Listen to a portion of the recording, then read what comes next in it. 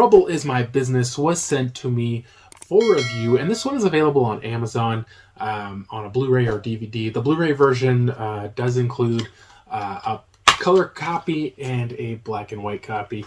I did post a full unboxing of this, though. If you'd like to check that out, just search for Trouble Is My Business on my channel. Now, it was suggested to me to watch the black and white copy, so that is what I watched. First off, this movie to me is slightly long, almost 2-hour runtime, but this is a noir mystery kind of movie, and I always find those movies to be kind of long. They always seem to be in around that 2-hour mark. So in this one, it is a private eye, and he's basically like going out of business, or he's bankrupt or whatever, and his office is being repossessed, and this, as you would call her, damsel in distress or whatever, she comes and says that her father has disappeared, and I believe she says that her uncle has also disappeared, and her whole family is afraid, and they want to find him, and all this kind of stuff.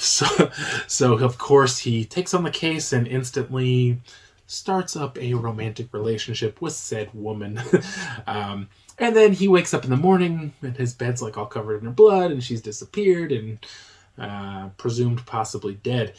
And then her sister shows up and she finds out about the romance, and the sister was real hard to figure out. She was just she seemed to be kind of like wishy-washy, and like it would be like you could never really trust her. And I guess at the end they kind of explain why, but I just always felt like, she was always like double-crossing everybody is almost kind of how she was, and I didn't really understand. He didn't really seem to see it. He ends up falling like kind of in love with her, and I think maybe that blinded him to the way she was.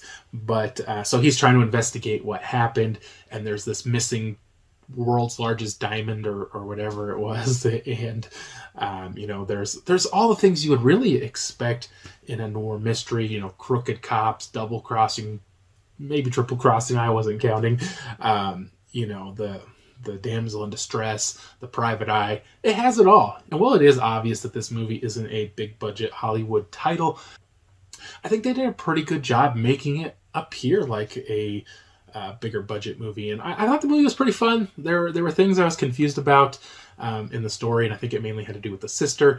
And I think if I went back and I rewatched this one, I think some of the things probably would have made a little more sense to me now that I know everything that was going on. But I think in mysteries, you're always a little bit confused, and I wouldn't call the acting in this movie perfect, but I think it was definitely above average. I think the movie was really just above average in every way. You guys are into noir mysteries, it has a romance and some action, and I thought it was fun. I give it a 3.5 out of 5.